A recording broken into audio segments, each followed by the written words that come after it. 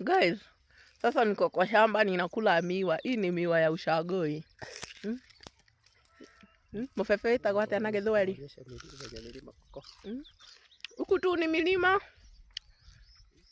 Na some mahindi. Nilikuwa tumekuja kwa shamba kutafuta mahindi choma. Mahindi za kuchoma. Niende nijichomee kidogo kidogo. Unapata gani? Ha?